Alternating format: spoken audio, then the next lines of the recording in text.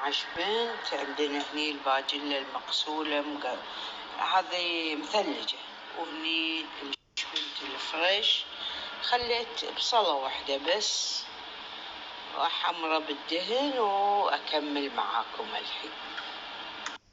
هذا الزرشك بعد منقعينه بماي بارد، خوش زرشك هذا. وهني عندنا ماجي خضار ذوبته بماي حار، وهني عندي شوية منقوع الزعفران. لما نسوي الزرشك نحتاج حق منقوع الزعفران. المهم بس يتحمر البصل، يعني تحميرة بسيطة. أضيف له الشبنت،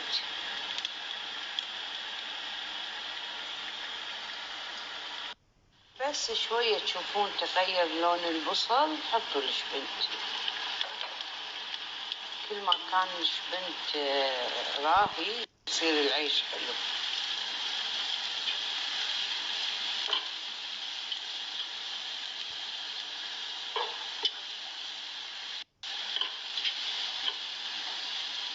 أحمره شوي ونكمل بعدين مع بعض.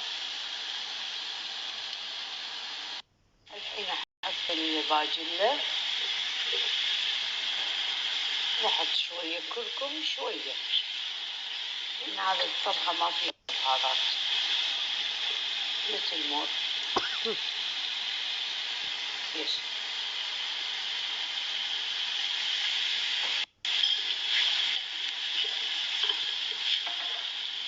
بس على طول شوية وانزل العيش.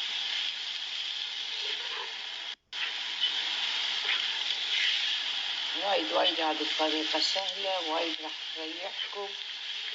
وفي ناس يسلقون العيش يخلطونه بعدين مع بعض دوته، بس أنا راح أخلطه كله مع بعض. هذه الطريقة سهلة إذا عرفتوا تضبطون كمية الماء.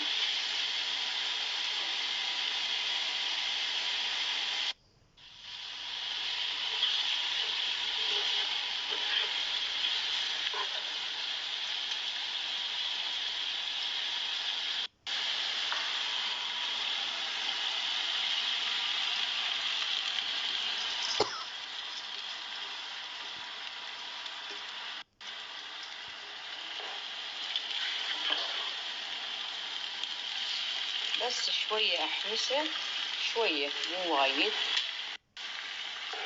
بعدين أحط ماي الماجي الخضار اللي عندي الأورجانيك،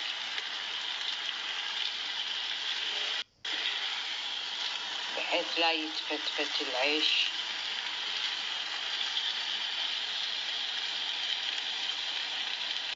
أنا هني مسوية موزات، وممكن بعض الناس يخلون ماي اللحم، بس أنا ما راح أحط ماي اللحم.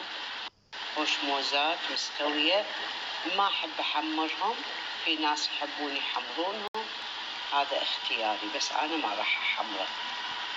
هذا الماجي اللي استعملته أورجانيك، إنزين ذوبته هني، والحين هذا جاهز. يعني ما نحمره لا، بس كذي قلبتين عشان الدهن وكل شيء يكون داخل بالعيش.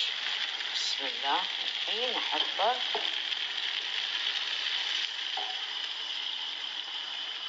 يمكن نحتاج بعد شوي ماء. قمي لتل مور ووتر، ما نصك راس الجدن. يس. بس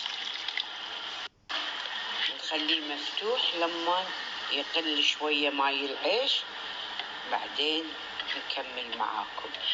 هذه الطريقة سهلة إذا كنتوا تعرفون ضبطون ماي العيش.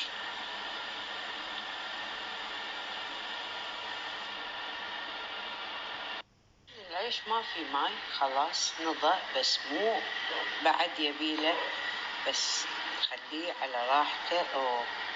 سوري. انزين ما في ماي الحين احط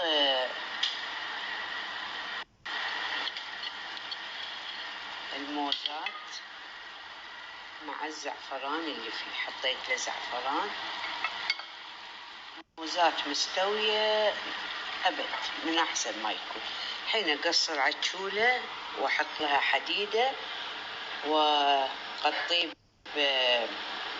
بورق زبدة، وبعدين أسوي إن شاء الله الزرش وأحطه على كتر. شايفين لونه حلوة؟ منقوع الزعفران.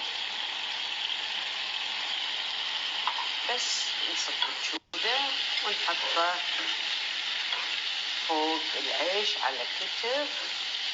حزة التقديم يصير حلوة وش كثر طيب طيب طيب وايد. بس هذه طريقتنا السهلة.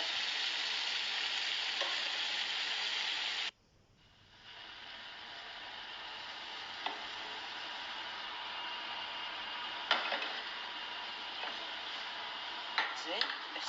ونخليها الحين ونغطي الجدر مرة ثانية ونخليه على راحته يتهجر وياخذ البخار. هذه طريقتنا في عيش شبنت مع موزات.